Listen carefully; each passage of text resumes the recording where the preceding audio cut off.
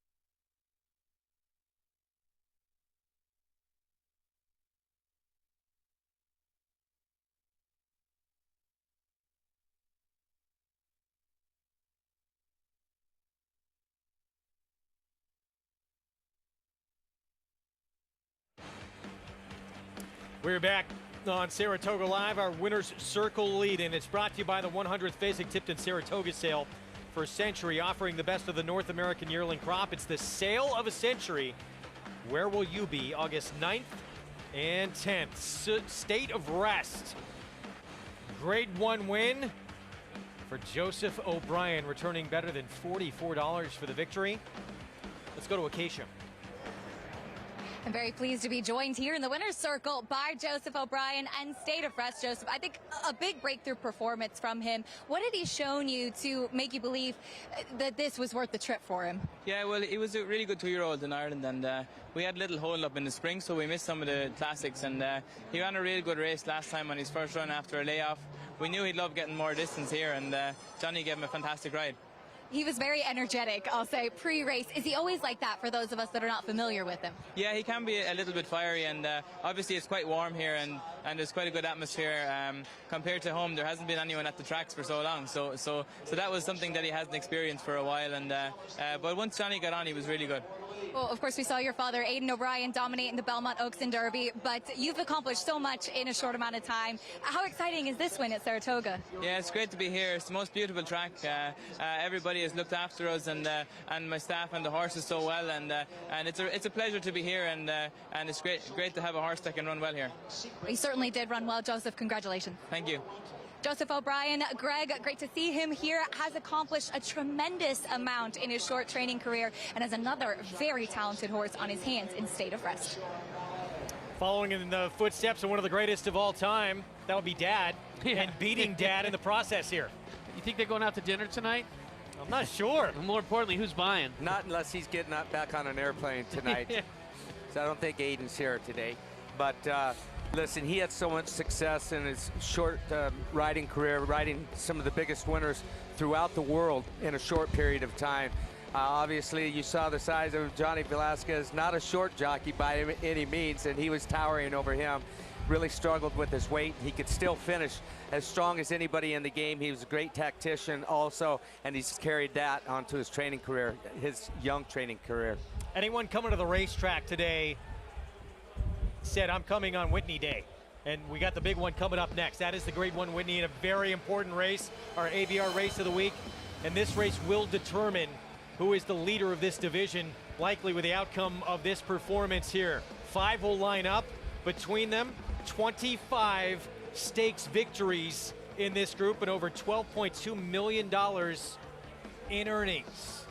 Nick's Go is the money favorite, but we got a filly as well, Swiss Skydiver. She's proven already she can beat the boys with her classic win over Kentucky Derby winner and eventual horse of the year, Authentic in the Preakness. Now she looks to make more history, joining an elite list of female stars to shine bright in the Whitney.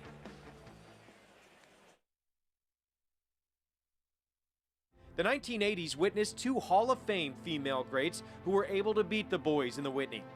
Try running a filly that you think so much of and against the colts. It doesn't happen very often, but we decided that she was good enough and that we would go ahead and try it. 35 years ago, 44,000 fans cheered on Lady Secret's dominance in the stretch. Not since Gallarette in 1948 had a filly succeeded in winning the Whitney. But when you go into a race like the Whitney, a Grade 1 with the prestige and the importance of it, it's difficult to really evaluate how well they might do. She wasn't your typical filly. She didn't like to be rubbed on. She didn't like to be messed with. She was a little bit nasty, as a matter of fact.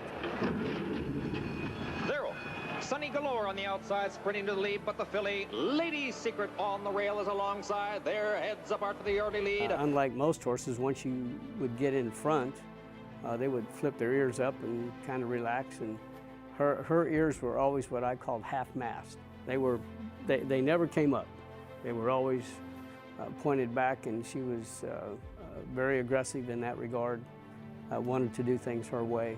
Lady Secret has the lead by 3. Ends well second by 2. On the outside, Fuzzy gains into third, then it's Skip Trial, but it is Lady Secret in front. That victory would be part of a 5-week span that would see the Oklahoma-bred and daughter of Secretariat race 4 times, capturing 2 Grade 1s. She got the title of Iron Lady that came from showing up every time. Every time there was a grade 1 or grade 2 around the country, we just looked at it and said, okay, let's run her. And we ran her often. Personal Ensign is remembered for her stirring victory in the Breeders' Cup Distaff to finish her career a perfect 13 for 13. But 3 starts earlier, she'd scare off the competition, facing 2 millionaires in a 3-horse field in the 61st running of the Whitney. I mean, that was 1988. I've been training 9 years, you know, and only on a big scale for like 4. Arrow on line. Arrow. And one of the things that I've always remembered is you can't be afraid to lose. And, you know, racing, sometimes you get a little bit timid, should I or shouldn't I? And sometimes I think back on that. It's Personal Ensign on the outside, still leading the way by a neck, and Gulch is second. Now the filly gets clear by a length. It's Personal Ensign in front. The Whitney served as a springboard to championship seasons for both fillies. Lady Secret would beat the boys again, winning Horse of the Year honors, and Personal Ensign was named American Champion Older Female. Now some other great fillies to do it. The first ever Whitney, it was won by Kentucky Oaks winner Black Maria. She'd won the Met Mile as well. Bateau, daughter of Mana War, she won the Whitney in 1929. Esposa regularly tackled the boys. She beat Seabiscuit. Her Whitney win 3rd straight time. She was 1st or 2nd in the race. And the Maryland-bred Hall of Famer Gallarat named one of the top 100 racehorses of the 20th century. Quite an impressive and elite list of fillies to shine in the Whitney. Can Swiss Skydiver join that group? Well, let's go to an expert and a man who has some success winning with fillies. Tackling the boys, your first Kentucky Derby win, Gary, of course, coming on winning colors in the Kentucky Derby. Yeah, and look, I'll agree with what Pat Day had to say about Lady Secret. She was a big filly. She had a lot of presence to her, and she dominated over any horses that were next to her. She didn't want to be messed around with any whatsoever. I was a passenger on her back until the starting gate opened up. And her ears weren't at half mast. They were never pinned on her head early on in a race. They were like a radar going, and as the race would go further and further and I'd start to encourage her, they would lay back more and more and more. But when other horses would come up next to her, she would actually pin her ears, and she had a mean streak to her. And she actually dominated against boys and looked down on them. She darn sure wasn't intimidated by them. What a moment. That was, of course, back in the 1988 Kentucky Derby, the first of 3 Derby wins for Gary Stevens. Kenny McPeak put the saddlecloth on his filly. Irad Ortiz Jr., he'll be on Swiss Skydiver. His brother on the opposing Maxfield, and Joel Rosario on the Speedster. Next go, we'll meet the riders for the Whitney when we come back. Stay with us.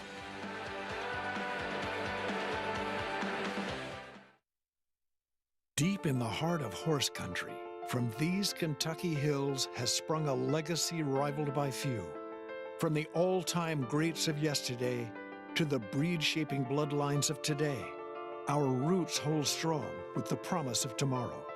For over a century, our passion has guided us to where we stand and everything we stand for. Claiborne Farm, the tradition continues. No sport in the world brings the wins home like racing. It's one-of-a-kind, high-speed, high-stakes action, and Naira Bets takes you there. Place your bets and watch the races live from anywhere. With Naira Bets, make easy, secure deposits and promotions every day to earn reward points or cash. Download the Naira Bets app or visit nairabets.com.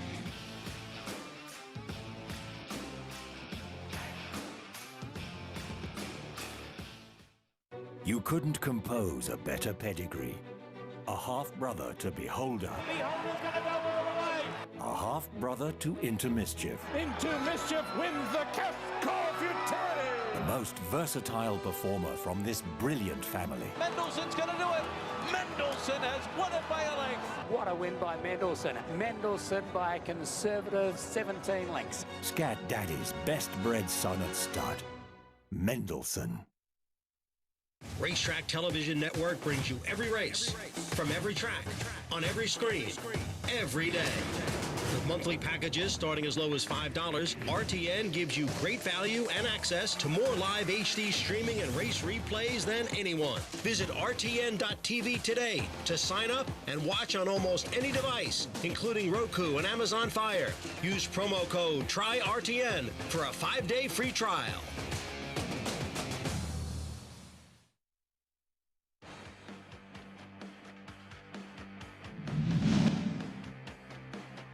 Gunrunner turning for home in the Whitney. In front by 2. On the outside, Breaking Lucky is second. Keen Ice has made his way up into third, but he's still far behind. And now Florent Giroux lets Gunrunner go, and he's opened up a 4-length lead. Breaking Lucky is second. Keen Ice on the outside is third as they come to the line. Gunrunner wins the Whitney. What a campaign Gunrunner had. Stephen Foster, Whitney Woodward, and Breeders' Cup Classic going on to Horse of the Year. Of course, Steve Asmussen earlier today becoming the all-time leader in North American racing history in terms of victories, 9,446. Taking a look at the other leaders of their respective sports, incredible moment for Steve Asmussen to have that happen earlier today. He's going to send out, of course, Silver State coming up. Let's go to John Imbrial to meet the riders of this year's Whitney. And starting in post position number 1, riding by my standards, let's welcome jockey Gabriel Saez.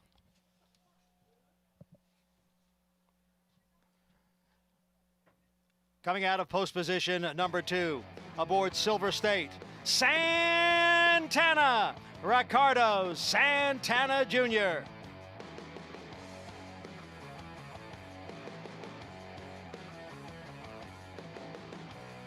Riding the filly in the race, Swiss Skydiver, is one of the Ortiz boys. Here's Irad Ortiz Jr.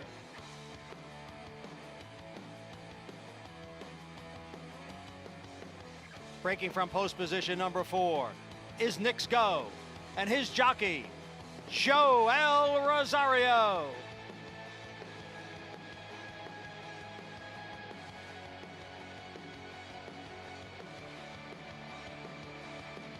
And on the outside, in the field of 5, riding Maxfield, Jose Ortiz.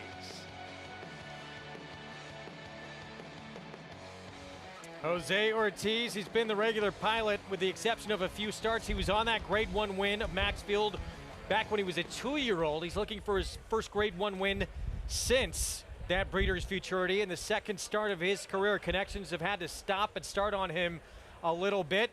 And now finally he's back in a rhythm running and putting together a string of big races. Let's go to Acacia Courtney.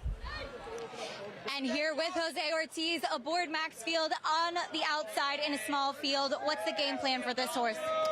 Well, I mean, just break. Try to have a good break and be in a good position going to the first turn and take it from there. It seems like he's really grown up. How has he matured, this horse? He's matured a lot. Before he was a big 2-year-old, he used to break slow, give himself a lot to do, and he overcome, which was amazing. But now he's breaking cleaner, and he's putting me in better position to win races, and I think that'll be the key today, be in a good position early on. We all know Nick's Go is going to be by himself losing the lead, but I don't want to take him out of his game. I want to go, you know, get the feet under him and make my run in the second part of the race. Thanks, Jose. Good luck. Thank you. As we head out to the paddock and get a chance to check in with this Whitney field with Maggie Wolfendale. And boy, what a good-looking Whitney field we have assembled. The 4 colts or horses along with the filly. As we'll check in with Maxfield. And I love what Jose had said too, you know, and his trainer Brendan Walsh citing that this horse has gotten so much stronger behind, where it has led him to those better breaks. He looks stunning here in the paddock. He's such a classic-looking thoroughbred and one that should relish the distances as they continue to stretch out for him. Obviously, he proved that. We saw his one defeat going a mile and a quarter, but as this year progresses, and as his trainer Brendan Walsh has said, he's been mired by the stops and starts. He hasn't been able to get on a roll. So I do think with more racing and the fact that he looks like he's gotten so much stronger, he is a horse that's going to eventually handle a mile and a quarter without a problem. As we'll check in with number 4, Nix Go, and in a field, a short field where they are stunning horses, and Nix Go is good looking.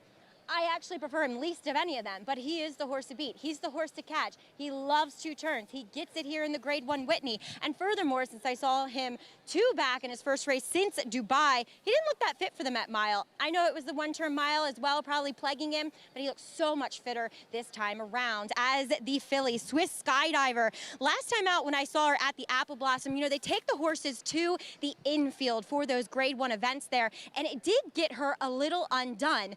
She got a bit hot, a bit nervous and washy. Also, Ken McPeak citing that she had that leg infection subsequently after that race, so that may have plagued her. She looks bigger, stronger than I've ever seen her, and she has remained settled here in the paddock. Greg. Maggie, thank you. Again, just been a frustrating 2021 for Connection to Swiss Skydiver.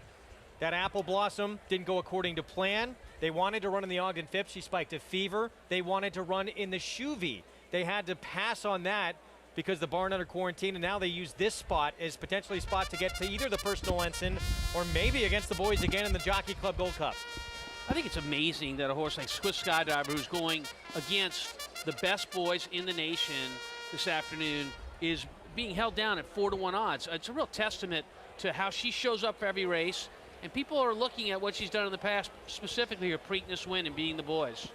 Kenny McPeak says she is moving as well as she ever has, and she's been devastating to her company in her morning workouts. Now against the afternoon, at 4 of the best handicap horses in the country, could be a different story off the bench. We will see. We start our post parade with, by my standards, the only horse in the field who has not won a Grade 1. And he's unlucky not to. He should have won the Metropolitan last time, but they went around rather than getting through on the rail like the winner Silver State did, as well as having some trouble at the gate. Had a really tough beginning in that race. Here's Silver State. He's won 6 in a row, including that Met Mile. Hard to knock a horse who's won 6 straight, including prestigious Met Mile. But the truth is, he's been extremely fortunate. He's not fast enough to win. Here is the Preakness winner who beat the boys in the Classic last year, Swiss Skydiver. Say whatever you want about Swiss Skydiver, girl versus boy, whatever. She never disappoints when she comes to play. Nix Go, since he moved to Brad Cox's barn, he is undefeated around 2 turns. He is the controlling speed, and if he runs his race, they are all running for second. And Maxfield will round out the field for Godolphin, trained by Brendan Walsh, and a Grade 1 winner back as a 2-year-old. Well, if there's a horse that can run down the controlling speed in the 4 Nix Go, it's the 5 Maxfield. 8 starts, 7 wins. This horse is as good as it gets for the older horses right this moment. His only defeat on the resume came at a mile and a quarter when he shipped out to the West Coast. Aside from that, he has been perfect. Here's what's at stake for the Whitney entry into that $6 million Breeders' Cup Classic on November the 6th. That'll be at Del Mar this year. $150,000 entry fees paid. That award to nominator, $10,000 travel allowances for horses stabled outside California as well. So win and you're in for the Classic. Let's go back to Acacia. Well, I'm here with trainer Brett Calhoun, who has By My Standards here. But Mr. Wireless, we just watched win the West Virginia Derby. Brett, congratulations, as that's the life of a trainer. What have you seen from By My Standards today? Came out of the Met Mile in great order. I think he's trained very well coming into this race. You know, I think he's a little bit better than he was that day, and I think the 2 turns, the mile and 8, suits him a little better than the 1-turn mile.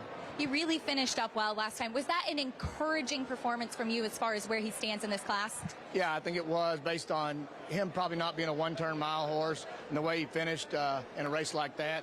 It gives you a little bit more confidence coming in here. Brett, thanks for your time. Good luck and congratulations. Thank you. As we head over to Andy and Jonathan next. Thanks a lot, Acacia. You and I are in agreement here. There isn't much to say. If Nix Go runs his race, he's the best horse. He's the fastest horse, wire to wire. Yeah, look, and you stole the words right out of my mouth. I thought you were going to alley-oop me there. I'm going to go for the slam dunk here. My slam dunk of the day, presented by Slam Dunk Racing, is Nix Go is going to win this race wire to wire. I kind of blew that. Take a quick look at his Cornhusker, and this is just a stroll in the park for him, and he was able to control it. Obviously, this is a much, much tougher field, but the reality is that this is a race he's run in very big spots. There's been talk that some say, well, he didn't run his race without Lasix 2 and 3 back. He ran his race in a very big race without Lasix in Florida, so I find that argument to be specious at best. Yeah, the thing about Knicks Go is that even if he wasn't as good as he was, his style today and what he can do on the racetrack gives him a huge edge. He's going to be out there in front. He's going to be comfortable. No one can go with him. I don't care if someone goes on a complete, I'm going no matter what mission. Can't happen. Won't happen. I'm going to talk my betting strategy, but we'll talk a little about Maxfield. He's the second best horse right now in the race, we think. But he has stepped forward since they went to California, and it was great. He took him to California. He got a learning experience. He lost, but he learned something. He moved forward. But he's got to step forward again if Knicks Go runs his race. He does, and he's up against it from a pace standpoint. You heard Jose say on the walk and talk with Acacia that he's not going to take him out of his game. Jose's not being stubborn. He knows that taking him out of his game would not go well. He cannot be close to Knicks Go. If he's close to Knicks Go early, he's going to be in trouble. Look, Maxfield is the second most likely winner, like you mentioned. But like I said, from a pace standpoint, he's really up against it. I believe that the key to this race from a gambling aspect is the one by my standards. I don't like to agree with Tom Amoss, but he's dead right. This horse should have won the Met Mile. He had trouble coming out at the gate, and it cost him the race. Silver State is the horse to bet against. And listen, Swiss Skydriver, I respect her. If I lose, I hope I lose to her. But the key for me is to get by my standards into the triple. I played a small 1-4-5 box, a little 4-5 with 1-4-5. Most of it is 4-5-1. I know it sounds like it's a 5-horse field, but I'm trying to get the longest shot on the board to at least finish third, if not second, with the favorite on top. And I think, guys, that's a way you can make some money in a small field with a short price that at least the guys down here aren't trying to beat, Greg. By my standards, has just been unlucky in Grade 1 competition. He might be, I want to get your thoughts on it, he might be the best horse in training to not have won a Grade 1. I'll go for that. I saw him, all winter in New Orleans for a couple of years, and he ran some big races down there. And, his rider, Gabe Saez, not to be confused with Louis up here, is a rider that fits this horse and has ridden him in a number of his starts. Gary, Brad Cox feels, he said about Knicks Go, and we all know this, his speed is his best weapon. But Brad said, too, speed, it's always good, but it seems to be even more effective in a small field like this. Yeah, it is.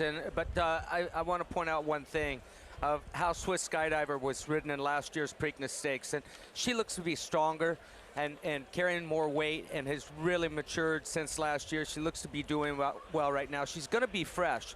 Can she go with Knicks Go? No, she can't. But if she's ridden and if she's capable of taking a run at Knicks Go, going into the far turn, then it sets it up for Maxfield. If she can get him, and that's the only way she can beat Knicks Go, is to attack him early. I'm not saying midway down the backside like we saw earlier in a certain race, the big race earlier this year here at Saratoga, but going into that far turn, try and attack him and turn it into a war of attrition, see who can outlast who. It's going to set it up for Maxfield. Three-time Grade 1 winner of the Filly. She's 5-1 on the board, Swiss Skydiver. Let's go back to Maggie. And Greg, want to take a look at the two horses I didn't talk about in the paddock. Short field, you can kind of touch on all of them, as we'll take a look at By My Standards, who I think has improved from when I first saw him going back to the Oaklawn race earlier this year. And Brett Calhoun kind of doing a little bit off-the-wall training in that he has a string at Colonial Downs. You don't often see horses coming in, especially to participate in dirt races, from Colonial Downs. But I will say, having been there and trained horses myself there, the surface, the dirt surface, despite running pretty much all turf races, is incredibly good to train on. Horses come out of their fit, they come out of their sound. And I love what I'm seeing from By My Standards today. I agree with you guys, he could have won the Met Mile, and I do think getting a little bit more ground is going to play favorably to him. But my pick ultimately is probably one I'm picking more with my heart and my eyes than reasonable logic, and that is number 2, Silver State. When I saw this horse at Oaklawn, I just fell in love with him. He is devastatingly good looking. I mean, think of the best looking actor, Brad Pitt, for instance. That's what Silver State is. He is just the perfect equine specimen. So balanced, dappled head to toe here. And yes, Steve Asmussen, I would agree that he is better around one turn. I'm going to try. He's a horse that always seems to get lucky and seems to get the right trip. Great, Greg. Well, he just keeps on winning. And, yeah, maybe he got a little bit lucky to do it last time, but you win a Met Mile. It's incredible. Here's what happened with By My Standards in the Met Mile. Terrible beginning. That's him in the 5-hole there. He's going to get slammed hard by Nix Go, squeezed out at the start. Nix Go was able to take advantage of that and go to the lead. It wasn't Nix Go's day that day. He didn't run that good. But for By My Standards, this and where he was shuffled back to and having to make up ground against Silver State, as well as down the stretch having to go around where Silver State slipped through, it made all the difference. So yes, By My Standards, to answer your question, is the most unlucky non-winner of a Grade 1 that I've seen in quite some time. Stumbled out of the gate in this race last year as well. He's just had some problem when he still wound up being second to Improbable, who's your champion older horse that year.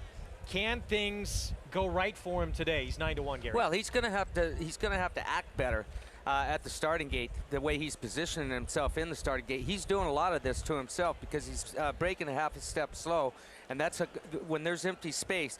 Horses inside and outside fill that space. So he's kind of done it to himself. So let's see how he gets away from there good. I hope he gets away from there alert and good and puts himself in a position where he's not going to be affected by the other horses coming over and crowding him going into this first turn. Runner-up in this race last year is getting another chance at it and another chance at a Grade 1. And everybody in this race, they have designs on being in the Breeders' Cup, and maybe even Swiss Skydiver. Kenny McPeak, I had a chance to sit down with him earlier in the week. He said in the Breeders' Cup last year, he questioned running in the distaff. He thought maybe they should have gone in the Classic. The man's not afraid. You got to say that. We're set for the Grade 1 Whitney. It's been won by subsequent champion older horses like Improbable, Gunrunner, Honor Code, Blame, and greats of the past like War Admiral, Dr. Fager, Kelso. Nix Go, he is the one to catch the 4-horse under Joel Rosario. A star-studded lineup. They've won 35 of their 70 combined starts. Let's go upstairs to John Embriao for the Whitney.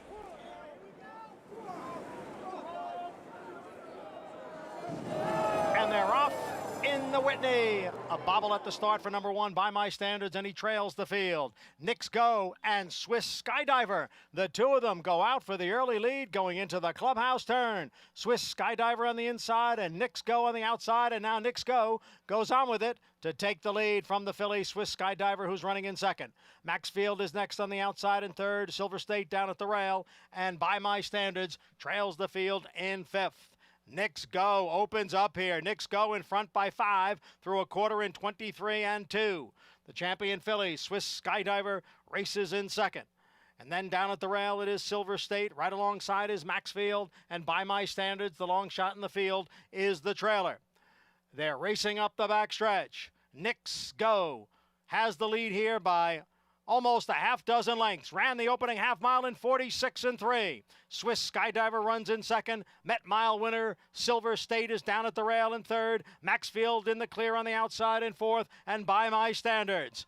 Nix Go takes the field around the far turn. The lead is 2.5 lengths. Swiss Skydiver is in second. Maxfield, Silver State, the two of them are right together, and By My Standards is the trailer. 3/4 up in 1:10 as they come for the quarter pole. It is Nix Go challenged here by Swiss Skydiver, then Maxfield. Silver State is down at the rail. The field is at the 3/16 pole. It is Nix Go, Silver State at the rail. Maxfield looks to split horses, then the filly Swiss Skydiver, now 1/8 of a mile to the finish, and it is Nix Go out in the middle of the track and holding on to the lead here. It's Nix Go with a wire-to-wire victory in the 94th running of the Grade 1 Whitney. Maxfield was second, and Silver State finished third. The mile and a furlong, 1 minute, 47 3/5 seconds.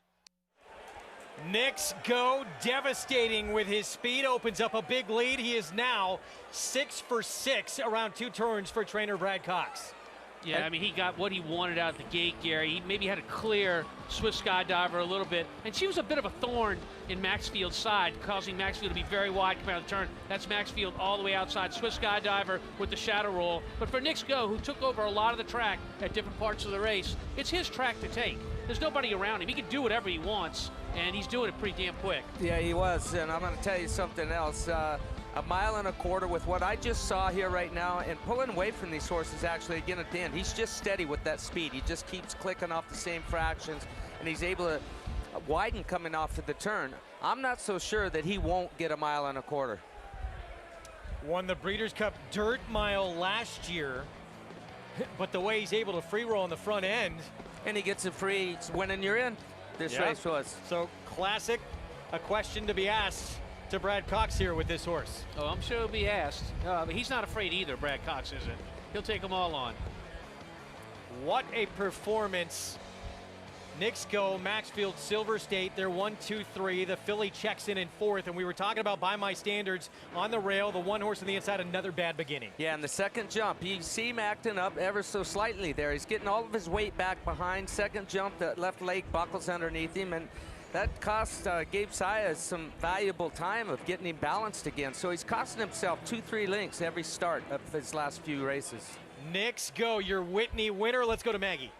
Yeah, and Joel Rosario taking a second Whitney aboard another gray horse, Ross, in 2016. And today with Knicks Go, Joel, we saw the filly Swiss Skydiver and Arad Ortiz kind of go out of the gate. What did you think when you saw that happening? I mean, you know, he's fast. Let's see what happened going to the first swing and then take it from there. But, you know, and I was just in front of her, you know, half a lane, and then I decided to just keep going forward.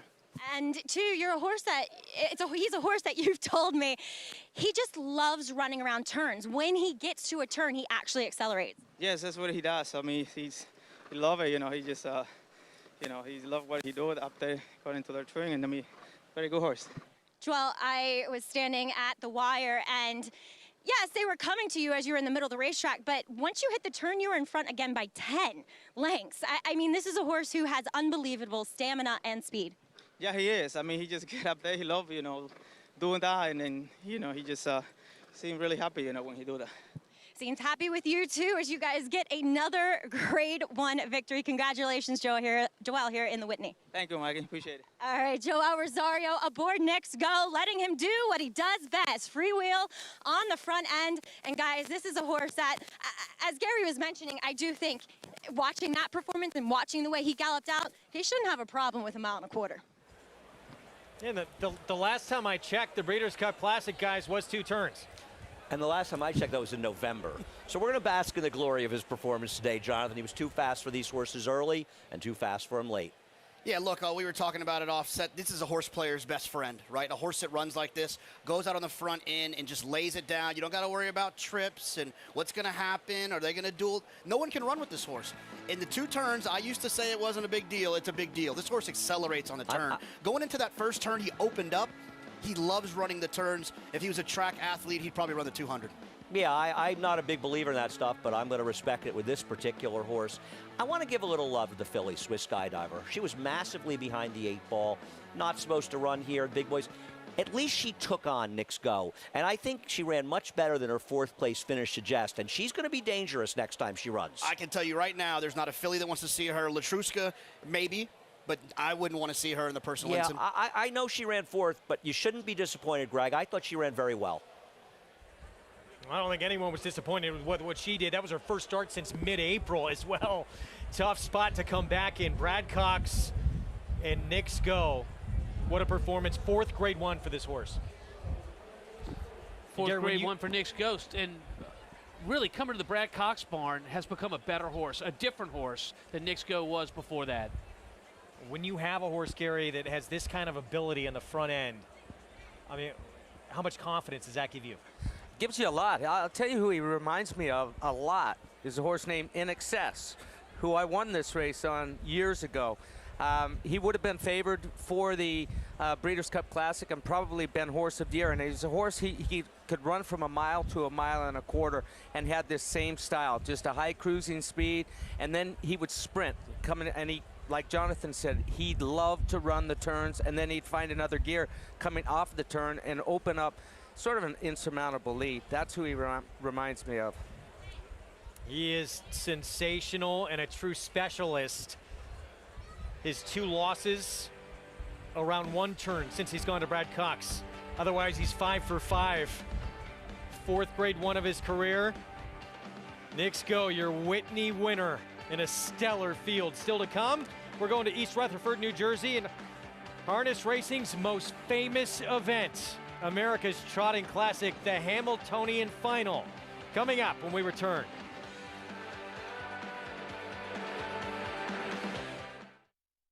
Their track records. Oh my goodness, look at Frosted today! Nyquist is still unbeaten! Our track record. Street Sense will need some running room. At the wire, Natalia Duro wins! Here comes the stern, and the colt is letting rip with a big run. It's what makes Darley, well, Darley. We've been putting the blue into the bluegrass for 20 years.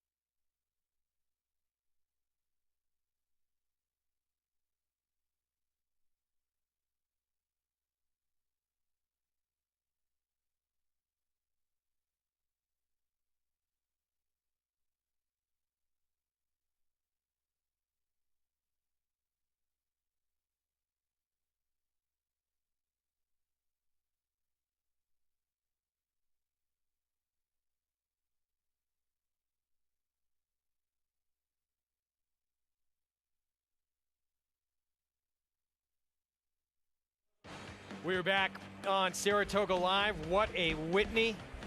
It goes to Knicks Go.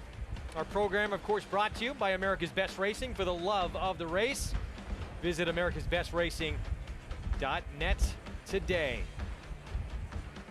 In the winner's circle to present watches from the Longines Master Collection to the winning owner, trainer, and jockey, the Whitney Linda Babbio of Longines, the official watch of Saratoga Racecourse and the New York Racing Association. Knicks Go on the front end the entire way, wins it even money for trainer Brad Cox, Korea Racing Authority under Joel Rosario. Let's go to Acacia. I'm here with that winning trainer, Brad Cox. I feel like we've been here together, Brad, in the winner's circle before, but Knicks Go, he just loves to be alone on the front end, and he just seems to keep on going when he's left by himself. Yeah, he's pretty special. Obviously, found out, you know, that his speed's obviously his weapon. Joel does a fantastic job on him. He's able to, you know, get him in a nice rhythm around the turn up the backside and cruise into the far turn. He's able to, you know, kick on. Very proud of the effort today, and I want to congratulate the Korean Racing Authority and obviously my help more than anybody, really, honestly. My help, my assistance from Ellis, Jorge Abreu, Ricky Giannini, Tessa Bishop, Dustin Dugas here at Saratoga. They all do a fantastic job, and huge team effort here. This horse has been tough to deal with over the last, not tough to deal with, but he's a tough horse to train, and they've done a fantastic job with this horse, each and every one of them. So important, those people behind the scenes, and I was going to ask you that because he is on his toes. He was ready to run again when he came back here to the winner's circle. How challenging is it to channel that energy? You know, it can be. You have a very good rider on him at times. He can be challenging to train of the mornings. But, you know, overall, he's a classy horse, and he is full of energy. And like you said, you do have to channel it, but he's class. He's got a lot of class and a lot of speed, and he's able to put it together in the afternoons. You know, I think we, you know, probably did a little too much with him this winter with, you know, a big race in the Pegasus and, you know, 4 weeks later in Saudi. But, you know, he's bounced back in a big way and very happy with the way he's come around this summer. Just really quickly, I have to ask, is it the plan to go to the Breeders' Cup Classic with him? You know, listen, Del Mar, honestly, it would be tempting a mile and a quarter on that surface, that track with that stretch. But, you know, we'll let the dust settle, see how he comes out of it, come out with a plan. I mean, I don't know if we have a race between now and then, probably, but, you know, where, I don't know. And, you know, we'd like to get him there fresh, happy, and healthy. So we'll see how things play out over the next month or so. Brad, thank you and congratulations. Thanks, Acacia. Well, he punched his ticket, Greg, at the win, and you're in with the Whitney. He won the dirt mile last time. We'll see if he goes to the Classic this year, but a special performance today from Nick Sco. Yeah, let me, as we take a look at the All-Stakes Pick 5 follow-along, Tom, let me pose it to you. You've already won the Breeders' Cup Dirt Mile with this horse. Why not go to the Classic after what you saw here? What would you do? Oh, there's no question. I mean, look, after today's performance, how could you not have confidence that this horse is going to be a horse that can get the mile and a quarter? And if he gets the mile and the eighth as well as he got it today, basically by running them off their feet, which is what he does, who is going to challenge him early? Who is going to go on that suicide mission to knock out Nick Sco just to, you know, run behind him at the end of the race? It's just not, I mean, this horse has a weapon, and his weapon is his speed. Agreed. Now, of course, the task for these connections, get him to Del Mar and the Breeders' Cup with a race in between there. We'll wait to hear what that is. Still to come, the 96th edition of America's Trotting Classic, the Hambletonian, the middle leg of this trotting Triple Crown. Åke Svanstedt, he had the 2 elimination winners to get into this final. Delayed Hanover, Captain Corey, and they are the 2 to beat right now on the board. There is Captain Corey. And the trainer will drive here as well. 7 for 11 in his career. We'll be back with the Hambletonian final next.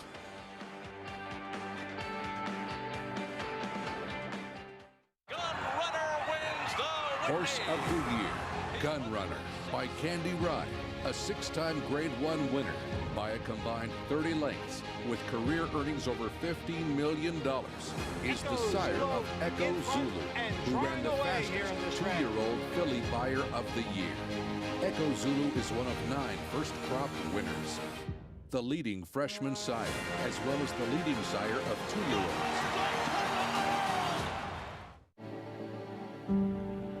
Lady Aurelia down the center in the white and green colors is going away at the end.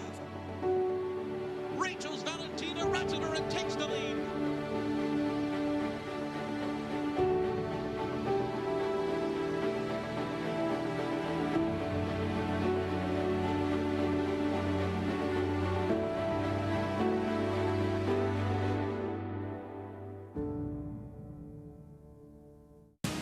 What a star Improbable has turned into, as he is going to romp in the awesome again. It's Improbable and Erod Ortiz Jr. to win the Whitney. It is a complete runaway for Improbable.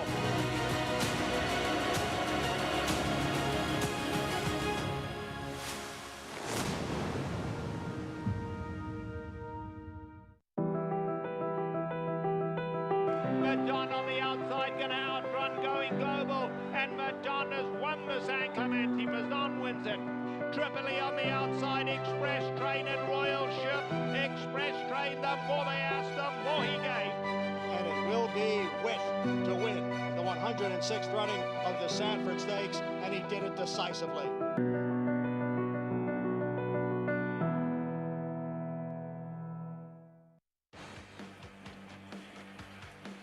We're back on Saratoga Live. What an incredible performance from Nick Sco we just witnessed in the Grade 1 Whitney, and we have special coverage right now coming up from East Rutherford, New Jersey, and the Meadowlands, and the premier event of standardbred racing with the Hambletonian. And here to talk us through this race, Anthony Stabile. Anthony, why is this race so important? Greg, the thoroughbred equivalent of the Hambletonian is the Kentucky Derby. When people ask in harness racing what race you've won, they want to know about the Hambletonian. Just like our Kentucky Derby, these 2-year-olds turn 3. They go through the rigors of the campaign as a juvenile and get to this point. The biggest day, the biggest race in all of harness racing down at the Big M in East Rutherford, New Jersey. The Hambletonian's where it's at. Another thrilling renewal set to come your way this year. And the way, Anthony, you really want to come into this, you would think, is having the fastest elimination times, and the horses who win that, the standardbreds who win those. Oki Savonstedt has the 2 who won their eliminations, Delayed Hanover and Captain Corey. Seems to be sitting with a pretty strong hand. Strong hand. He has a third runner in here, too, the number 9, Ambassador Hanover, who's a little bit of a price now at 31-1. Delayed Hanover, in his elimination, the favorite went off stride. 4 to 5 favorite Dancing in the Dark went off stride going to the far turn. Delayed Hanover came down the center of the course and got the money. The other elimination was won by Captain Corey. To me, Greg, Captain Corey looked tons better than Delayed Hanover. Yannick Gingras going to pick up the drive on Delayed Hanover. Dexter Dunn, who drove Delayed Hanover in the elimination win, he opts for really fast. So I think the stronger elimination was won by Captain Corey. The public seems to agree 5-2 right now on the favorite. Yeah, Captain Corey, the 4 who you're looking at, the 5-2 favorite for this Hambletonian final. Let's check in right now with Jessica Otten for more. Thanks. It is, the sun is going away and the wind is picking up, but it's still a great day here in East Rutherford, New Jersey at the Meadowlands, and it's a great event coming up, the 96th edition of the Hambletonian. And it's a wide open event, honestly. We had those 2 elim winners, Delayed Hanover and Captain Corey out of the Aki Svanstedt barn. Yannick Gingras will pick up the drive on Delayed Hanover. I just saw Captain Corey go by me, and Aki's scoring him down very hard, very aggressively, so we can look to see him forwardly place. But there is one thing you should note. The front end has not been holding up well. Most of the races have been coming from off the pace or in the pocket, so that is one thing to keep in mind as well. The 2 take-all-comers had a really nice elimination. He had the fastest last quarter in both eliminations. He finished 4th. He's got a key inside post. He's very versatile as well. It's a great story behind him. Son of a Mystery, that line on your program page seems a little bit deceiving. He finished up the mile with tons and tons of trot. Then you have the 7 Really Fast, who finished up the mile as well with trot. That's the Nancy Tactor trainee in here. 1 of 3 for Nancy Tactor and Dexter Dunn's choice, so that speaks volume as well. He'll start from post 7. He didn't race as a 2-year-old, so he is coming into this race a little bit more unexperienced than the rest of them, but he's really shown us a lot here. So my pick in the Hambletonian is going to be the 4, Captain Corey. I love what I've seen on the track from scoring down aggressively. Back to Greg. Jessica, thank you. And yeah, Captain Corey, the 2-1 favorite, he's been a win machine, 7 for 11 in his career. Anthony, we also have a husband-wife team in here with the horse who was last year's 2-year-old trotting champion. That is Venerate, although the last 12 years, 2-year-old champs have not done too great in this race. Only Pinkman back in 2015 would go on to win the Hambletonian. Yeah, they haven't fared well. This horse has not had the same success as a sophomore as he did last year. He's a good price on the board right now at 9-1. We'll see. He kind of picked up pieces, Greg, behind Captain Corey, who was very good last week. We'll see if he can improve off of that 3rd place finish. I think that line beaten less than 3 lengths, a little deceiving. Captain Corey was well within himself the last 16th of a mile or so. We're taking a look at the 10 here. Quattro de Julio. He was the 2nd swiftest 2-year-old of last year. He's coming off a 2nd in his elimination. An interesting story here. Trainer Mary Ortland Barr had actually retired and credits this horse with actually saving her life. She knew the moment she saw this horse he was special, and she actually returned to training because of him. A Jersey Sire Series veteran here. He ran well. He raced well last week, finishing 2nd. Post position going the mile, not as big a deal in harness racing as it would be on a half-mile track. Yonkers a half-mile track, the Meadowlands a mile track. Not as big a deal. But when you combine the fact that he is drawn in post 10, and what Jessica said when we went down to her in Jersey, that the speed doesn't seem to be holding up, I would imagine from the 10 hole, he'll be leaving today. I don't know if that bodes well for him on today's racetrack. That is a look at the 7, really fast. Nancy Tactor, she has 3 in the race. Of course, her father, a Hall of Famer. He won this race 4 times in his career, and this would be a first for her. Yeah, this horse was in the Captain Corey elimination last week. He came first up with about 3/8 of a mile to go. He kept on charging to Captain Corey, but quite frankly, Greg, he was the 7-5 favorite. He just could not, with having every chance to gun Captain Corey down, he could not make a dent in that lead. Meanwhile, look at the 2 here. Take all comers for trainer Jim Campbell. He's won this before. You look at the 95 previous Hambletonians, nearly half of them have been won by the same 12 trainers, but the last 5, it's been a first-timer getting this prestigious victory. It is post time for the 96th running of the Hambletonian. From the Meadowlands, Ken Workington with the call. To the 1 delayed Hanover, and we've got a trio at actually 2 at 4-1 here, 6 and 7. Son of a Mystery and Really Fast, Extra Dun's Choice over the 1 delayed Hanover. Field of 10 3-year-olds are lined up for the 2021 96th Hambletonian for $1 million. Race 15, here they come for the Hambletonian. And the 3-year-olds are off and trotting in the Hambletonian. Quattro de Ilio tried to fire out Son of a Mystery. Captain Corey from the inside, delayed. Hanover protects rail, and he surges early there.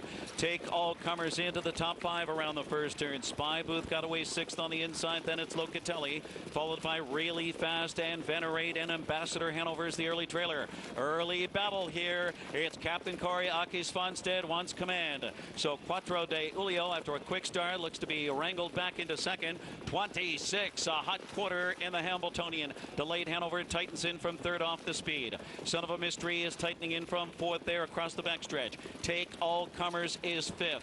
Really Fast on the outside, fishing for cover in 6th. Spy Booth on the inside 7th. Then comes Venerate on the outside 8th. And Ambassador Hanover looks to get underway. Locatelli pinned in near the rear of the field. At the half, it's Captain Corey, and he's still going at it with Quattro de Ilio. And they duel past the half in 54 seconds, stride for stride. Captain Corey on the inside, and he's in front by about a half a head. Quattro de Ilio, tough trip on the outside. Delayed Hanover off the dueling leaders. Son of a Mystery looking to catapult as well. Take all comers, 3rd over 5th on the outside, needs to fan out now. Spy Booth is buried on the inside 6th. Really Fast is 4th over, excess cover on the outside 7th. Locatelli in heavy traffic. At 3/4, it's still Captain Corey trying to see it through. 1:22 and 3 in the stretch of the 96th Hambletonian. Captain Corey scoots clear by 2. Captain Corey, Aki Svanstedt working away. Off the cones, delayed Hanover, towering up on the far outside. Ambassador Hanover almost there. Captain Corey, Aki Svanstedt is Captain Hambletonian. Captain Corey. Spy Booth scooting through on the inside. Flying late Ambassador Hanover. Then delayed Hanover. Captain Corey in 1:51 all the way. Captain Corey takes the 96th edition of this Hambletonian. We mentioned he had won it back in 2017. That was via disqualification with Perfect Spirit. Not going to have to worry about the stewards in this one at all. What a dominant performance from Captain Corey. And if he was good in his elimination victory last week, Greg, he was great today. Quattro de Julio from the outside draw just put pressure on him from the get-go. Yannick Gingras and Delayed Hanover closed the hole and did everything they could to stay on top of this horse. Quattro de Julio put the pressure on the whole way. Captain Corey was having none of it today. What a performance. 151, shaves 2/5 of a second off his elim win from last week. Captain Corey, dominant here as he has been throughout most of his career. 8 for 12 lifetime, and now this signature win, taking the Hambletonian for Oki Svanstedt. Anthony Stabile, we appreciate you helping out here on our coverage, and what a performance once again. Yeah, fantastic performance. Congratulations to all of the connections of Captain Corey, and we'll see you down the line, Mr. Wolf. All right, Big A, thank you very much. We got more coming up here from this Whitney Day coverage here at Saratoga. Captain Corey, impressive in that Hambletonian, back with me, bringing them back in for the final two here on the card. And Gary Stevens, the Hall of Famer, does it all here. He probably broke it. What would Tom Amoss do without a Hall of Fame jockey by his side? Well, he's going to go without ear because you broke it. You need a tech guy in here. Forevermore, Tom Amoss is going to be a lot more gentler with jockeys. I guess I am the tech guy. Did you get hooked up? No. Our next race coming up here at Saratoga, this 11th on the card. Mile and an eighth, an allowance optional claiming field, and this is a look at part of the entry in there. Here's Danny California, Luis Saez for Rudy Rodriguez at 5-1. That's the remaining half of the entry. And the rail is going to go to Superfecto in here. Ralph Nix, John Velasquez. It's already been a big afternoon for him with a Grade 1 win in the Saratoga Derby. Manny Franco will ride Risk Taking, who we last saw in the Preakness for Chad Brown. It's at 4-1 for Klarovich Stables.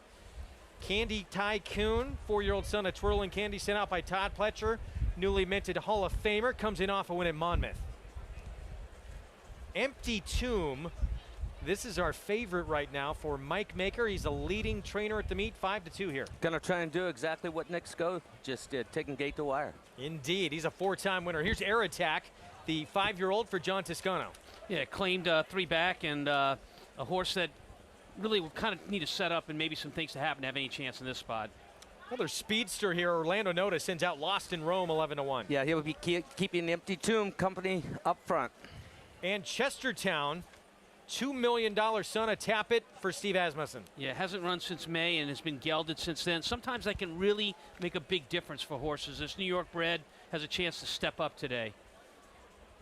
So 4 minutes to post here in this 11th on our Whitney Day card. And that is a look at Risk Taking, who looked so good when he won his 3-year-old debut in the Grade 3 Withers on the road to the Kentucky Derby. It's been tough going since then in the Wood and Preakness. Yeah, this is an excellent race. I mean, he goes around, he quickens, he's hard ridden to the wire, but you know, nonetheless runs a very, very good race here in winning and looking to get back to that kind of form. So looking to get back to that form, and off the bench, you're coming back against older horses as well. I know we're later in the year, but fairly tough starting point to come back at, trying to tackle this 2-turn mile and an eighth as well. I think that's an excellent point. And not only is he going against older horses, but he's at a high enough condition, which is the second level allowance. You go first level, second level, that when you're facing these older horses at that level, particularly here at Saratoga at the beginning of August, that is a difficult task for a 3-year-old. And as you say, coming off a layoff. You can play this race, all the action we're bringing you all summer long, of course, with NaraBets. Go to narabets.com, download the app, use that code there for new members, SPA200, and bet any track, anywhere, anytime, all summer long. Let's go to Maggie for more. I will see Risk Taking come back in this allowance race, as you guys were just saying. And when he was against fellow 3-year-olds, he actually looked a bit bigger and imposing, but it's such a disparity when you see them in a field full of older horses for the first time, because he actually does look slightly on the smaller side relative to his competition. And he's a horse that started his career, and I remember Chad really liking him, and he didn't run that well for his first 2 starts, albeit one being on the turf. But he was just a horse that needed to race into fitness, and now he has this layoff to contend with. I like him as a horse. I just don't know if today is really going to be his day, as he does get Lasix for the first time. Next, we'll move on to number 8, and that is Chestertown, the $2 million 2-year-old purchase that I'd been hoping from the get-go that they'd geld, but you can't do that when you have a pedigree of Tappet out of Artemis Agriterra. You pay $2 million for him, but they finally have done it now as a 4-year-old, because this horse has just been so unfocused throughout his entire racing career. And even being in Steve's Belmont barn with his assistant Toby Sheets, and he would just be biting and trying to jump on everybody and just not focused whatsoever. And Chestertown is a horse that I think is going to really improve with being gelded. He was so much more focused today talking about Chestertown, and I just think this move, the ultimate equipment change, is going to make a change in Chestertown. Number 2 just caught my eye, honestly, Superfecto. He looks to be one of the pace setters and hopefully taking advantage of that inside post position with John Velasquez for Ralph Nix. embroiled in a fast pace last time with Lost in Rome, who finished 15 lengths behind the winner, and this guy only beaten 3 that day. I don't like the way the horses that finish in front of him have come back to run. This guy looks the part. Love what I'm seeing from him, and like him getting back out to a 1 1/8 distance. Guys? Maggie, thank you. That $2 million son of Tappet, yeah, you never want to make that change with a horse that you spent this much on, but they felt like they needed to make the move, and you like Chestertown today. What'd you like, Tom? Well, I like what Maggie talked about. I mean, oftentimes as a trainer, the decision to geld a horse, particularly an expensive horse like Chestertown at $2 million, is a difficult one to make. So you're doing everything in your power, all your training skills, to make that horse focus on racing. And finally, at some point, if it's not showing up in the afternoons, and it's not for Chestertown, you have to make that call to the owners and say, hey, this is the route I think we need to go. I'm sure a difficult call for the connections, but Steve Asmussen's as good as there is in our business. We've seen that over the last week in him breaking the record, and he's tried all he can. He knows that this is what he needs now to make this horse run his best. So with Chestertown, I look for a big improvement here, and I like what he's showing us on the track via Maggie telling us that he seems very focused. And we saw Ricardo Santana Jr. There he is, Gary, putting those goggles on. He'll have the outside post here. Yeah, he'll have the outside post, and look for him to just get away clean, be stalking. There's plenty of pace in here for this horse. Should get a good stalking trip just to the outside lane, 3rd or 4th, I would say. First turn comes up fairly quick here. We're set for the 11th. Let's go upstairs. Here's John Imbrial.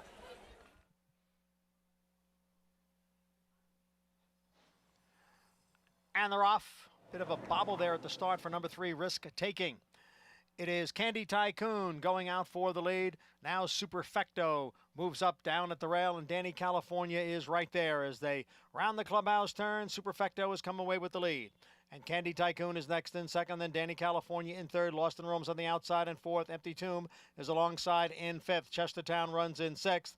To his inside is a Risk Taking, and trailing the field is Air Attack in eighth. And now they're on the backstretch after a quarter in 23 1. Superfecto leads here by 1 1/4 lengths, with Candy Tycoon running in second and Danny California next in third. Then a gap of 3 lengths back to Empty Tomb down at the rail running in fourth. Lost in Rome on the outside in fifth, followed by Risk Taking, and then Air Attack and Chestertown. Half mile went in 46 4/5 seconds. Superfecto is holding on to the lead here with Candy Tycoon second by a neck. On the outside is Danny California in third. Then it's a gap of better than 4 lengths to Empty Tomb, who is racing in fourth, followed at the rail by Risk Taking, and on the outside by Lost in Rome. Superfecto is still there. Danny California on the outside moves to second. Candy Tycoon is next in third. Then Empty Tomb. On the inside, Air Attack has made progress as the field comes off the turn and enters the stretch. 3/4 went in 1:10 2. It is Superfecto challenged here by Danny California. Danny California on the outside. Superfecto down towards the rail. The two of them are right together as they come for the 16th pole. Danny California and Superfecto. Danny California narrowly. Superfecto in second. It is Danny California to win it by 3/4 lengths. Superfecto was second, then Empty Tomb and Risk Taking. Danny California, the 6-year-old, out-dueling Superfecto, 33rd winner of the meet for the meet's leading rider, Luis Saez. Yeah, look how clean the silks are on your winner, the one, Danny California, as well as the second-place finisher, Superfecto. They went to the lead early here. They went all the way around there. If you're coming from off the pace, there's no way you can tell what color those blinkers are. But, Gary, as you know, when you make the lead, you're going to come back with some clean blinkers, and those two went around there 1-2 all the way. Went around 1-2, and Luis Saez is doing everything right now here at the Saratoga meet, winning race after race. It's going to be a great battle between the Ortiz brothers and Luis Saez right to the end. And how about Rudy Rodriguez? Longines test earlier on in the card. Now he takes the 11th with this veteran. 1, 2, 5, 3. There's Rudy Rodriguez. What a Whitney Saturday he is having. Multiple win afternoon, including a grade 1. And Danny California, he's been a veteran on this circuit for quite a while. This is the 8th win of his career for this son of a Fleet Alex. Big day for that barn. We'll be back. Danny California at 6-1. We'll recap the Whitney and, of course, the Hambletonian. Captain Corey standing tall at the Meadowlands. We'll be back.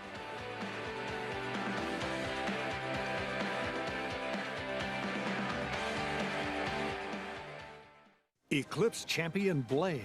Among sires with less than 10 crops, he has more Grade 1 winners than any stallion standing under $100,000, including Grade 1 winners Nadal, Marley's Freedom, Fault, Abscond, and French Classic winner Singa, plus these recent standout performers. With success on the track and with yearlings bringing up to $400,000, this proven son of Arch is truly a gold value stallion. Blame, standing at Claiborne Farm.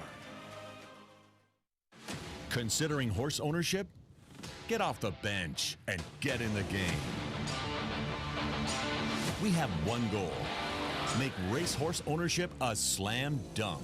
It's Maxim Rate close to home. Maxim Rate has won the game lead. A terrific finish in the Woody Stevens that goes to drain the clock by a head. Slam dunk racing.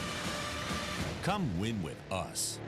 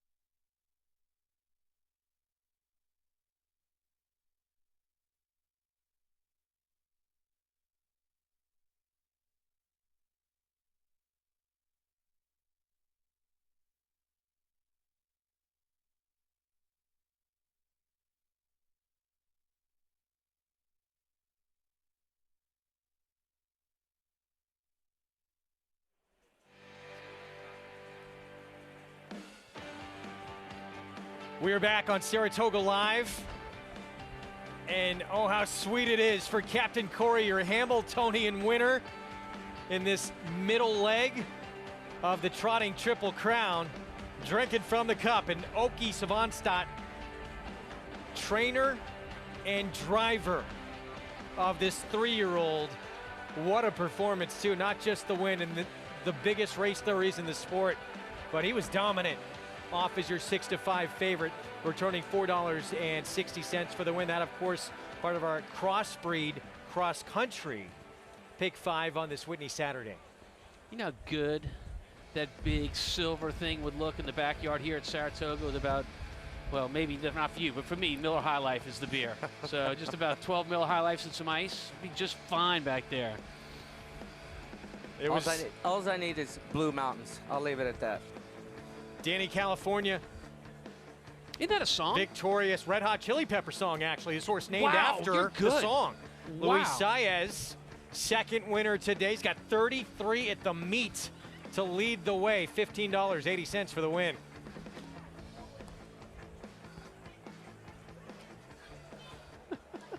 Oh, sorry. I always have side conversations here with Rudy Rodriguez, and yes, named after the Chili Pepper song. His brother also, Freaky Styley, named after the Chili Pepper song. But Rudy, Danny California today, kind of icing on the cake. Let's go back, though, to the Grade 1 test with Bella Sofia. Your third Grade 1 win up here at Saratoga. For a horse that started, that I'm going to call you out here, wanted to run in a maiden claimer first time out. Yes, because I know they pay 20. So, you know, when you pay 20, we got to take a chance. Well, it's kind of funny because you ran Condo Commando in 5,000 over here in Saratoga, and she win by 10 lines. You know, we got to take a chance. We're here in this game to take a chances, and we did. So far, everything is working good. Are you good at poker? I mean, because no. Well, Rudy, too, you know, it's been documented that you are a guy who likes to get on his own horses in the morning, and obviously you're a Grade 1 winning rider, too. But, Rudy, do you get on Bella Sofia in the morning? No. Do you get on Danny California in the morning? Yes. I used to ride him, too, as a 2-year-old. He's a lovely... Very easy going. You know, when we claimed it, he was a little anxious to go right away, but now I can let him stay all alone. With Bella Sofia, she don't want no Paro standing around. She just want to, just let me do my job, get me out. Well, that's the one thing with trainers that get on their own horses. You got to find the ones that'll stand so you can watch the rest of your other horses train. Pretty much that's what we're doing with her, but with Bella Sofia, we've been, Nick Salusto tell us to take the pony with her, and that's what we've been doing all along, because she don't want it. In the store, you can go in, and she's a sweetheart, but as soon as she goes to the track, she's different kind of horse. She is a bull in a china shop. Rudy, job well done with your winners, but especially such a great win in the test today. Thank you very much, Maggie, and yes, living a dream. He's living the high life. Rudy Rodriguez, always such a pleasure to catch up with, and you know, he works so hard, so I think these wins, oh, he's got to saddle another one? What? He always, you know, it's so meaningful because he works so hard, and it's so rewarding when you have days like this at the track, and he just said, I'm living on cloud 9 right now. Greg? California, rest in peace.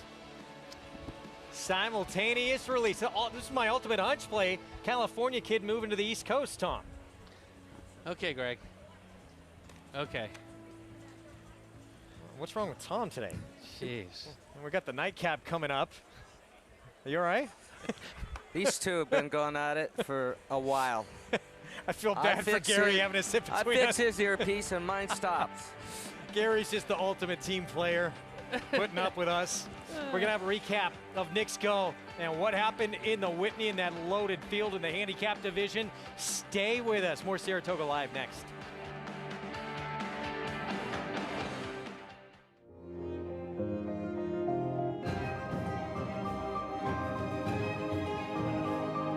Down to the line together. Battle of Midway. Piso, Monomoy Girl. Battle is on, and it's fog of war. 9 and Kofefe does it. But no catching. Free Trot Billy. It is Speech and Javier and Cambia Parker.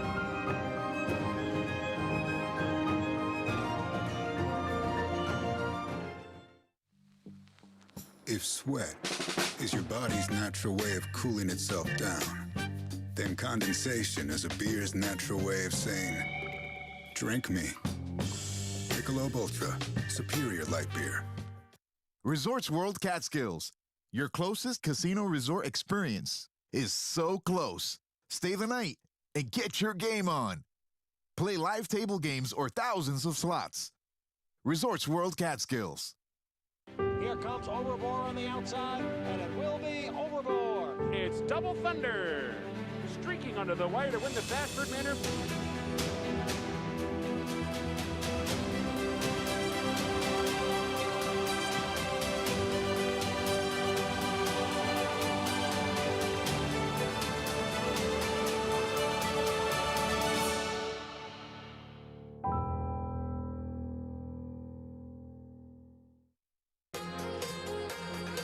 Looking for excitement? Race to Twin Spires, where you can take advantage of our $200 new player offer right now. Just use code GET200 to start earning your $200 bonus with Twin Spires, where you can bet on the best racing from across the globe right in the palm of your hand. Plus, if you're looking for help to find a winner, check out our expert picks available on the app for every race. Twin Spires. Download the app and bet today.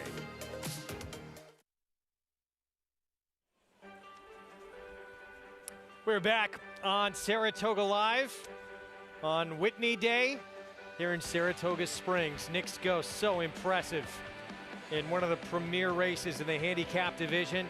We're going to take a look back on that performance coming up in just a moment. Meanwhile, in East Rutherford, New Jersey, in the Hambletonian, Captain Corey for Okies von Stott. Impressive as could be. Let's go to Jessica Otten for more. Thanks so much. I am joined by co-owner, trainer, and driver Aki Svanstedt. Aki, let's talk a little bit about that performance today. Big performance. He overcame the front-end bias, and he had pressure on him the whole mile. Yeah, it was very fast the first half, and then it was fast into the last turn also. But I was afraid they were going to come from behind, but he was very strong. He's a super colt he covers the ground so awesome with his stride. Were you confident coming to the wire?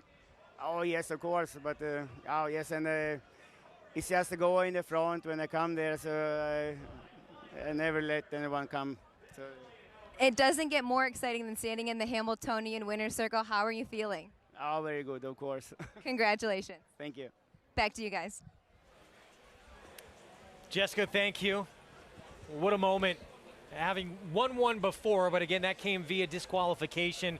To win this one outright so impressively, you've had major wins in your career, breakthrough wins, so you know what it feels like. Yeah, I mean, this is, in harness racing, this is the race. So to win the Hambletonian has got to be just a thrill like we get here in thoroughbred racing. You winning the Derby multiple times, be the Oaks, so that's how it works. I had the pleasure to get the drive at Los Alamitos Racecourse years ago, and it is a thrill. I'd never driven one before. They're fast, but it's dangerous for those drivers as what it is for these jockeys that have been performing out there all day long. So my hat's off to the drivers and the horses. We're going to take a look back at the Grade 1 Whitney from earlier today and this loaded lineup of superstars. Again, 25 stakes wins amongst this group. Let's go back to the beginning of this race. And we know it didn't start well for By My Standards. And early on, Nixgo asserting himself. Yeah, asserts himself right at the start. By My Standards could have broken well. It really wouldn't have mattered. Sometimes when a horse is really good, like Nixgo is, as a rider, you just get out of his way, Gary. Absolutely. Get out of his way and let him go. Absolutely, and that's what Joel does. And as he switches into his left lead around that turn, and at that point right there, he gets into that mode, cruise mode. It's a high cruising speed, and basically for Joel, it's just keep him comfortable where he's at right now. Let the horse do the work. And there was just no one to test him. And when the field finally started to come up to him, he just rebroke and opened up on them again. I think that's the secret to a really, really good speed horse, is being able to kind of switch it on and off. And, I mean, right here, as you said, Gary, he's just going along at his own clip. They're going to come to him, and there's a moment. There is a moment between the 3/8 pole, which is mid-ray around the far turn, and the quarter pole, which is at the top of the stretch, where you're like, they're going to get to this guy. It's not going to happen. This is very reminiscent of a winning color. So many of the good speed horses that I rode, letting them fill up with oxygen going into that turn. The other horses catch up to you. They're using themselves to catch up to you. And you filled up with fresh longs right here. And when you push the button coming off the turn and open up daylight on horses that have been running and think they have a chance at you, it actually knocks the heart, right? It knocks the air right out of them. It breaks their heart, and the race it's over with, basically. So they get within a length of Nixgo there. The quarter pole he just passed right before he turned down the stretch. Quarter mile to go still in the race. We're going to come up on the 8th pole here, and it's game over. Nixgo, push with the hands. Your way of communicating to the rider if you're a jockey to tell him to go. But pretty easily ridden this last part. Yeah, he was easily ridden. And I think another thing to note here is Joel just handwriting this horse, gives him a couple of taps on the shoulder, but never takes his hands off the reins to give him any encouragement. This horse is running. You see one little pop there. He's staying busy on him, and then the last 100 yards, takes a look up at the screen, knows he's got everything secured, a little peek between his legs, and all over with. He deserves all the credit, and just an outstanding performance. But let's give a little love, too, to Swiss Skydiver off a 4-month layoff.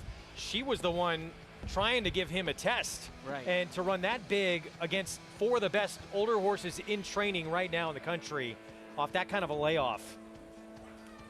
No, I agree. That was I mean, a big Swiss effort. Skydiver, somebody had to take it to this horse at some point in the race. Absolutely. Swiss Skydiver tried to take it to him at the start of the race, and then again towards the middle of the race. That's a lot to ask of any horse, and to still run in what I think was a competitive race on her part. She ran very, very well. I don't know about Kenny, but I kind of raised up in my chair when she was making that move coming off of the turn. I got excited for a second. I thought, man, can she overcome what she's had to go through, you know, over the past several months? She looks great, and if she can get the job done today. So I think he's probably got to be pretty proud of the job he did and the race that she ran today. It was a much better than look fourth place finish, because she did do some dirty work early on, and she did the dirty work at the end part of the race, and she had to get tired. So she's going to benefit from this race today. That's the tough part of being a trainer. When your horse performs really well and it doesn't show up in the results as, say, a first or a second or even a third.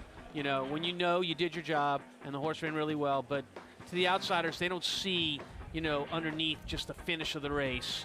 But for Kenny, he did a great job with her. I think we'll see the results next time off that kind of a run. Nightcap coming up. We're 12 minutes to post. Let's go to Maggie. Taking a look at a horse dropping out of Stakes Company and making her second start here in the States for No Delacour is number 3, Sussex Garden. As I thought, she looked like an interesting long shot and only beaten 2 lengths last time out in the Wild Applause. And the pace came apart. The winner and second place finishers coming from well back that day. And she was kind of right off those early pace setters. So I thought an effort that might actually be a bit better than what it looks like on paper. Now, she will turn back. She has had success sprinting in Europe, but I was more intrigued with her getting more ground. So getting back to the 5.5, I understand the logic, puts a shortcut blinker on.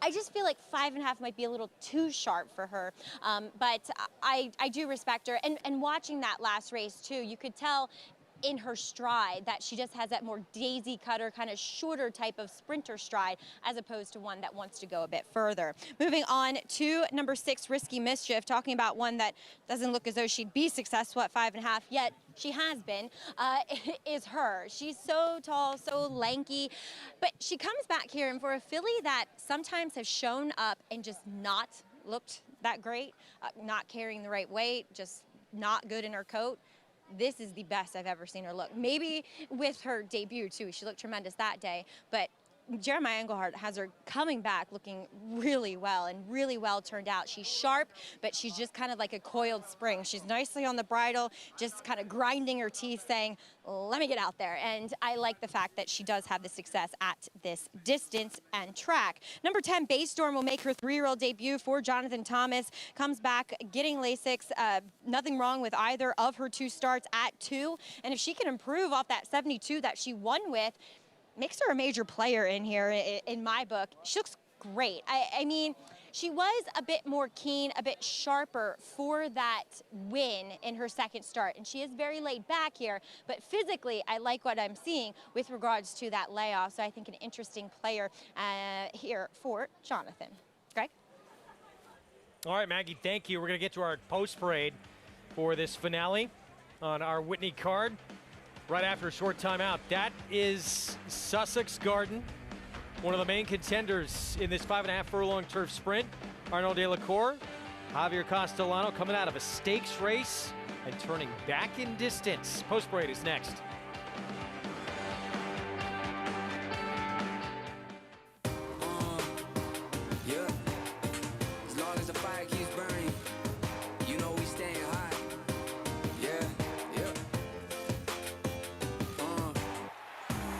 Just know where to go, doesn't matter what you throw. Never find me running low, always here to run the show. Born and raised to be a pro, jump my hurdles in a row. Yeah, I'm here to play the part, this ain't just a cameo. It's a new way for a new king.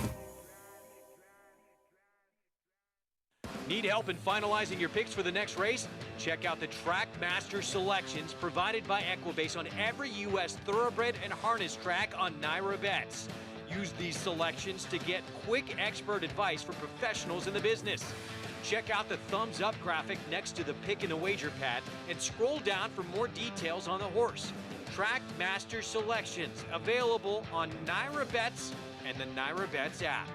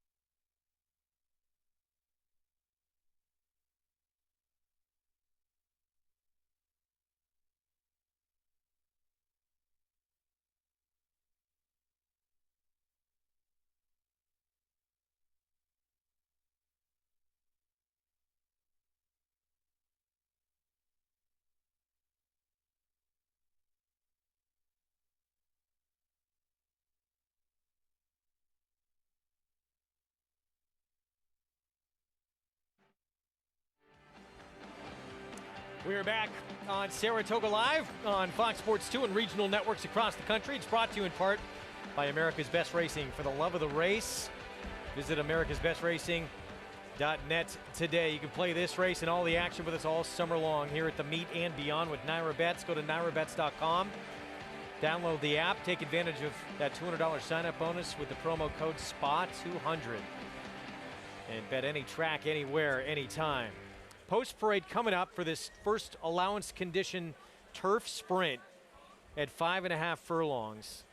And we're going to start here in a moment with a big long shot from this inside post. Madam McLean for trainer Pat Reynolds. Yeah, Pat takes over the reins here, previously trained by Robert Caceres, and a horse that's had a few chances at this level would be a big surprise here.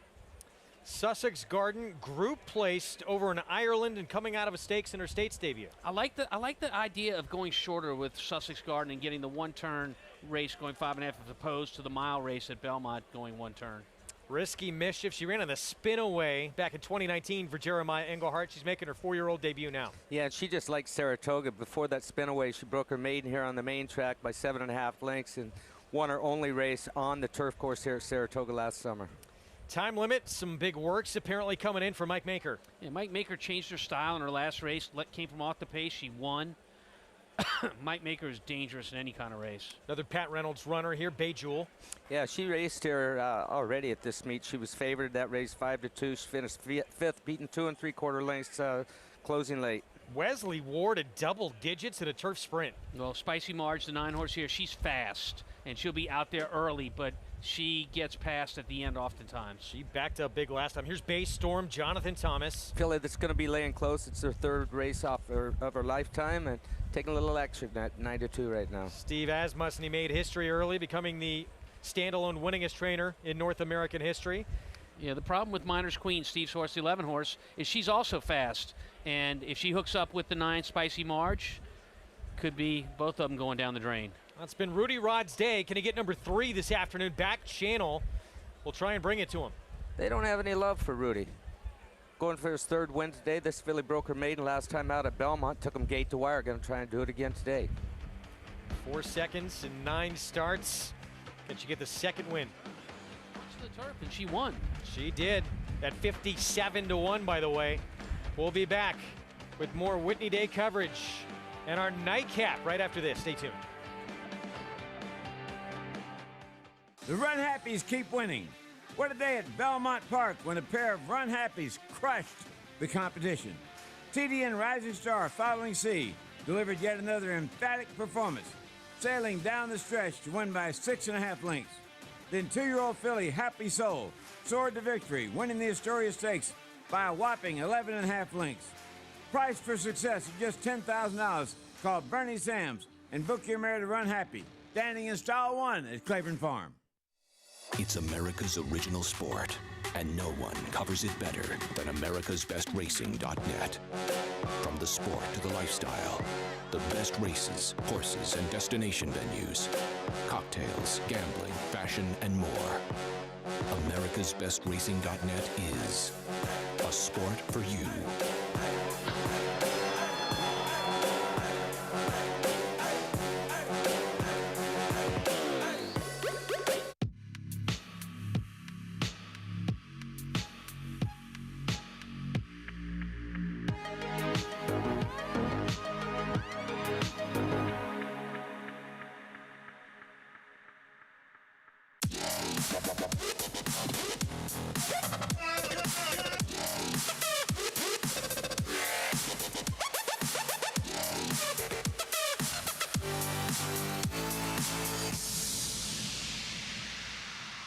Racetrack Television Network brings you every race, from every track, on every screen, every day. With monthly packages starting as low as $5, RTN gives you great value and access to more live HD streaming and race replays than anyone. Visit RTN.tv today to sign up and watch on almost any device, including Roku and Amazon Fire. Use promo code TRYRTN for a 5-day free trial.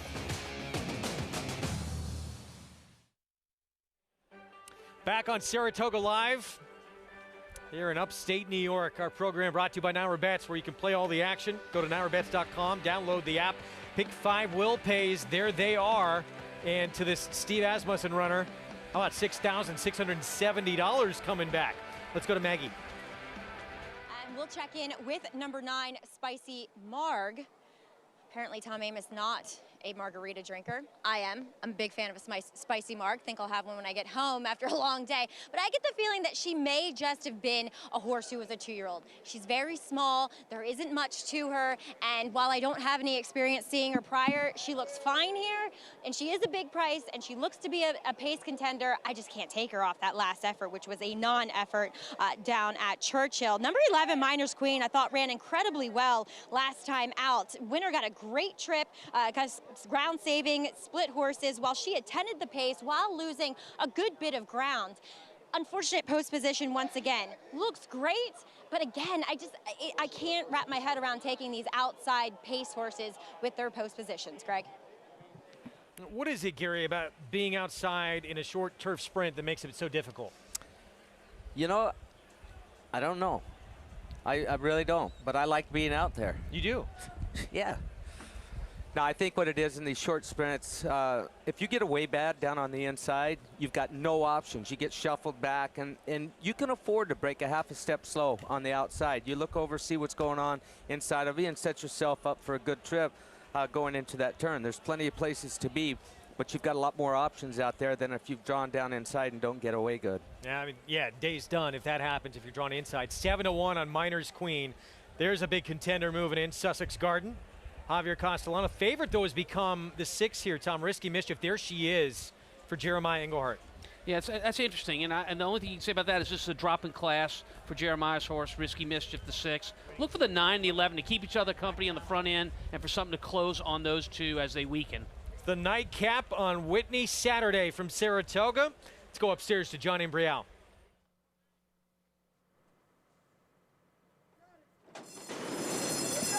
And they're off. There's a time limit, and Spicy Marge. Spicy Marge has the lead. Time limit is running in second with Miner's Queen on the outside, next in third. Madam McLean down on the inside is running in fourth, followed by Sussex Garden in fifth. Back Channel is next in sixth, followed by Bay Storm. And then comes a Risky Mischief, and it is a big break back to Bay Jewel, who trails the field in ninth. Up front, Spicy Marge is the leader here by a length. Time limit on the outside in second. Madam McLean down towards the rail in third. Then Miner's Queen. Sussex Garden begins to advance now as the field comes for the top of the stretch. The quarter went in 21 and 2. Spicy Marge is still there. On the outside is a Time Limit.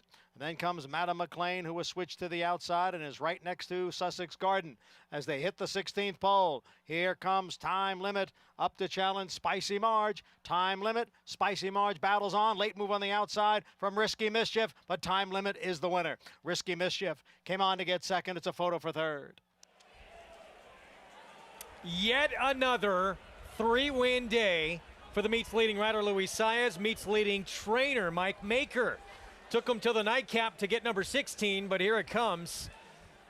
And I think they cashed as well. Yeah, I'm sure they did cash. And for Time Limit, it goes back to the last race, Gary. They showed a different style with this horse from off the pace. It played well again today for Time Limit. And Mike Maker, here's the situation with Mike Maker, who's currently the leading trainer, and to those who think that Chad Brown may still win the meet. Mike Maker has a lot of bullets, and he has every category. He's going to be running 3 and 4 horses a day here in all categories, and he's hitting on all cylinders. He is going to be extremely tough to beat for leading trainer at this meet. I only rode a handful of horses for Mike Maker. He doesn't say a whole lot. Mike doesn't, and I asked my agent, I said, I told him, I said, I don't think this guy likes me. And he said, why not? And I said, he doesn't say a lot. So I asked him one day, I went out to ride one, and I said, what do you want to do, boss? He looked at me and he shrugged his shoulders. He said, you're the Hall of Famer. That's why I hired you. No instructions. Pretty easy to ride for. 16th win of the meet. In pursuit, Chad Brown, who's the odds-on favorite to be the leading trainer. He's got 12, so a nice little cushion for Mike Maker, but got to keep doing it. But a tremendous first half of this meet for one of the top trainers in the country. No doubt. no doubt one of the top trainers in the country, this would be a real feather in his cap because he's a top trainer in the Midwest. But for a Midwest trainer to come up to Saratoga and take the training title would be something that's totally different than what's happened. It would basically it'd blow up the model that we've been seeing here for the last 10, 12 years. 2009, the last time it was not Chad Brown or Todd Pletcher leading the standings here at the end of the meet. Well, and what about Luis Saez? If he can wind up being leading rider during this meet, if he keeps up doing what he's doing, it would be phenomenal. He missed the first 2 weeks of the meet last year because of COVID. He was positive, and then he had the quarantine, and by the time he came back, he'd lost all of his business and still had a decent meet. He's had opened up 9 on Irad Ortiz Jr., 34 wins for Saez. Last time an Ortiz brother has not won the riding title at this meet back in 2014. We're seeing some changes maybe this year in 2021. 7, 6, 3, 9 in the Nightcap on a sensational Whitney Saturday. Rudy Rodriguez with a couple of wins, including the Longines test with Bella Sofia. Johnny V, Joseph O'Brien in State of Rest in the Saratoga Derby, and it was Knicks Go devastating again. On the front end, a 4th Grade 1 win of his career. Teaming up with Brad Cox and Joel Rosario and Steve Asmussen, making history, the winningest trainer in North American history. We'll see you tomorrow, 1 Eastern.